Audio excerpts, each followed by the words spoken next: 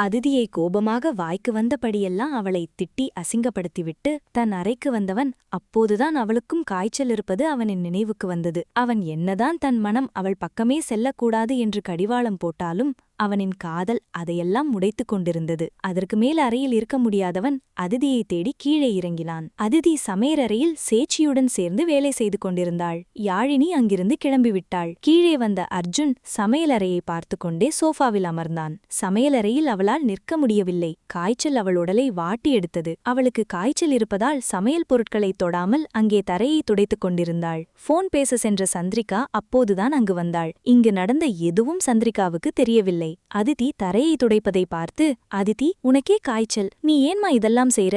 சேச்சி, நீங்களாவது சொல்ல வேண்டாமா? அவளுக்கு நாளைக்கே எக்ஸாம் இருக்கு. இப்படி காய்ச்சல் வச்சுக்கிட்டு வேலை செஞ்சா நாளைக்கு எப்படி எக்ஸாம் எழுதுவா என்றார். சேச்சி பதில் எதுவும் சொல்ல முடியாதவளாய் அமைதியாக நிற்க அதிதி வேலை செய்வதை நிறுத்தவும் இல்லை. சந்திரிகா அதிதியின் கையை பிடித்து, நீ போய் படிக்கிறத பாரு, இந்த வேலையெல்லாம் மத்தவங்க பாத்துப்பாங்க என்றாள். சமையலறையில் நடப்பதையெல்லாம் அர்ஜுன் பார்த்து கொண்டுதான் இருந்தான். சந்திரிகா அதிதியிடம் பேசிக் கொண்டிருக்க மோகன் வீட்டிற்கு வந்தார். அவர்கள் இருவரும் சமையலறையில் இருப்பதை பார்த்த மோகன் அங்கு வர, அவரை பார்த்த அதிதி, சார், எதுக்காக நீங்க இங்க அப்பா வாங்கின கடனுக்கு பணம் கொடுத்தீங்க என்று கேட்டாள். மோகன் அவளை பார்த்து, எப்படிமா உனக்கு தெரியும் என்று கேட்க அவள் அர்ஜுனை பார்த்தாள். அர்ஜுன் சோஃபாவில் அமர்ந்திருக்க மோகன் அர்ஜுனை புரியாமல் பார்த்தார். அவரிடம் பணத்தை கொடுத்து அந்த கடனை அடைக்க சொன்னதே அர்ஜுன்தான். அவனுடைய ஹாஸ்பிட்டலில் வந்த அவனுடைய ஒரு பங்கை எடுத்துக் கொடுத்தவனே அவன்தான். அவனிடம் கேட்கும்போது ராமநாதன் அங்கிள்காக கொடுப்பதாகச் சொன்னான். அர்ஜுன் கொடுத்த பணம் பத்தாமல் போகவே மோகன் மேற்கொண்டு பணத்தை கொடுத்து கடனை முடித்துவிட்டார்.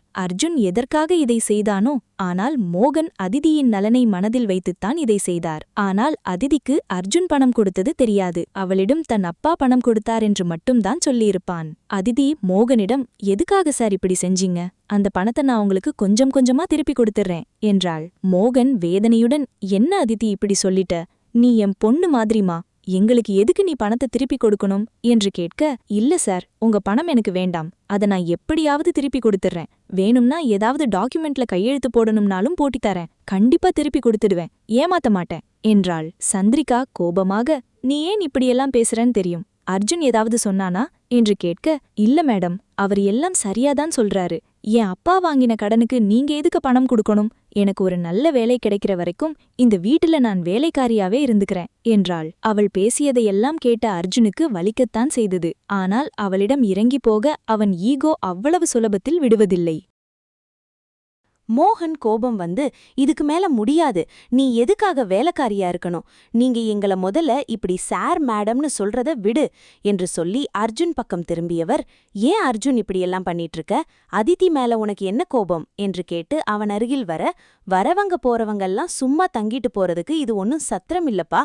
இந்த வீட்ல அவ இருக்கணும்னா வீட்டு வேலைக்காரியாதான் இருக்கணும் என்று அர்ஜுன் சொல்ல, அப்போ இங்கிருந்து அவளை போகவாவது விடுடா என்று மோகன் சொன்னார்.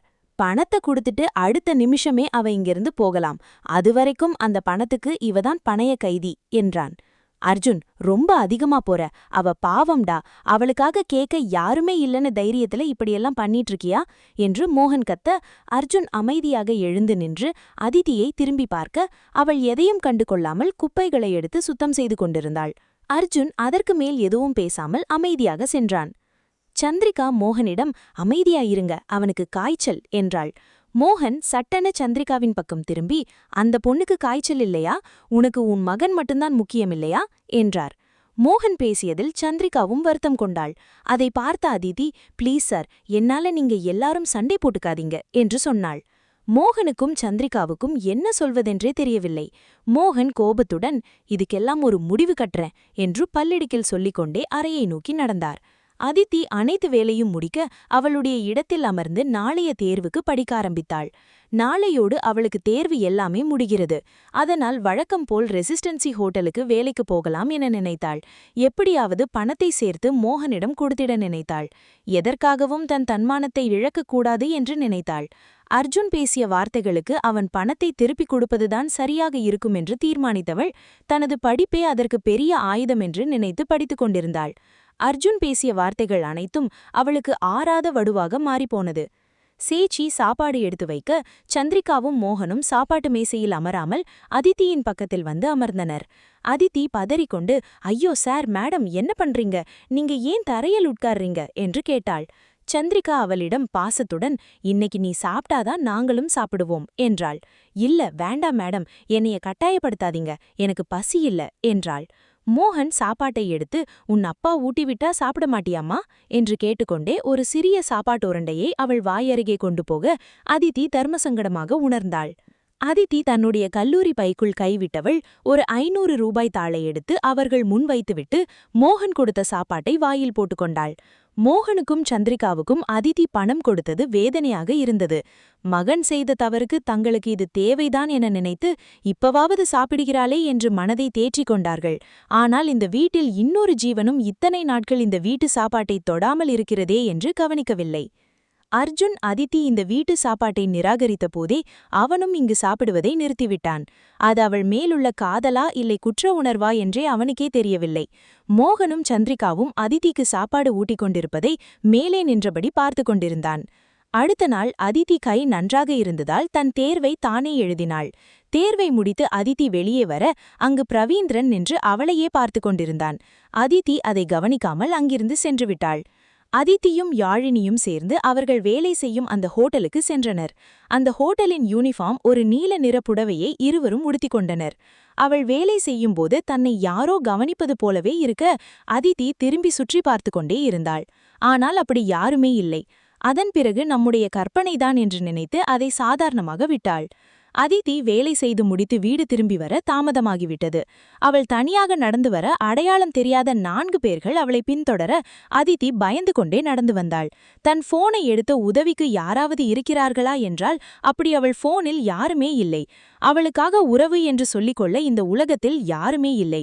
இவள் இங்கேயே ஆபத்தில் சிக்கிக் கொண்டால் கூட அவளை தேடி யாரும் வரப்போவதில்லை.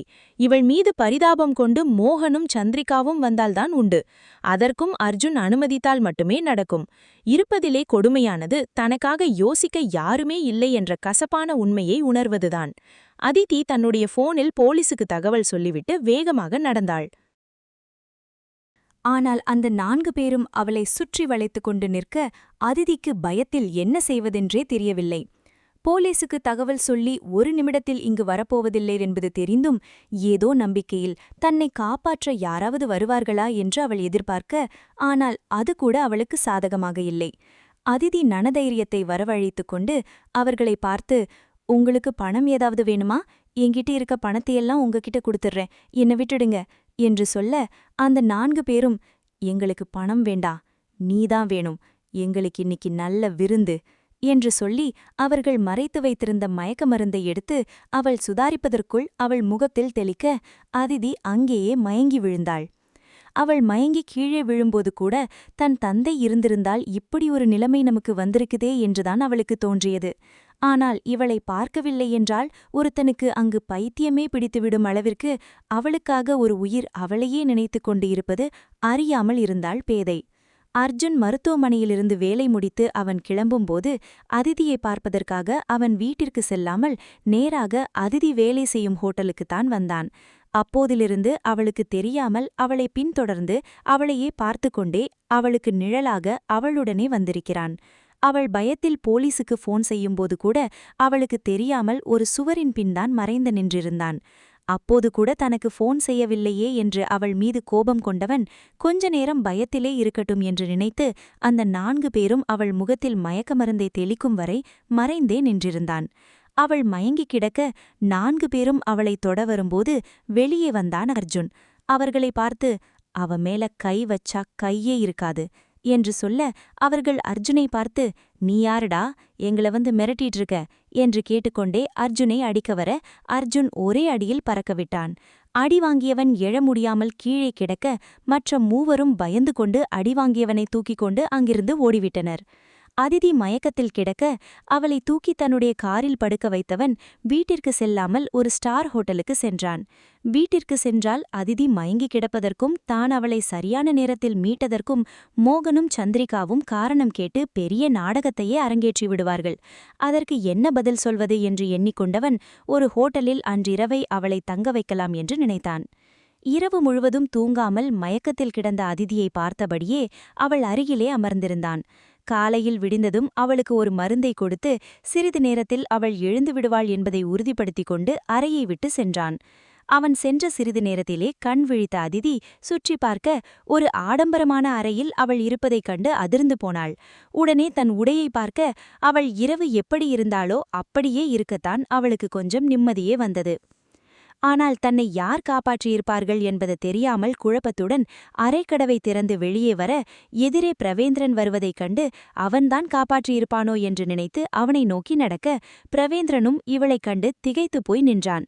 பிரசேந்திரன் எதற்காக இங்கு வந்தாள் என்று கேட்க வர அதற்குள் அதிதி, நீங்க தான் என்ன காப்பாத்துனீங்களா என்று கேட்டாள். பிரவேந்திரன் புரியாமல் அமைதியாக நிற்க அவனின் மௌனத்தைக் கண்டு அவன்தான் தன்னை காப்பாற்றியது என்று நம்பிக்கொண்டாள். அவனின் கையை பிடித்து குலுக்கி நன்றியை சொல்லிவிட்டு வேகமாக தனது பொருட்களை எடுத்துக்கொண்டு அங்கிருந்து நகர்ந்தாள். இதையெல்லாம் தூரத்திலிருந்து பார்த்து கொண்டிருந்த அர்ஜுன் இதை பெரிதாக எடுத்துக்கொள்ளவில்லை. அவள் செல்ல அவளின் பின்னாலே அவளுக்கு பாதுகாப்பாக சென்றான். இப்படி ஒருவன் தனக்கு நிழலாக வருவது தெரியாமல் அவள் வீட்டை நோக்கி நடந்தாள்.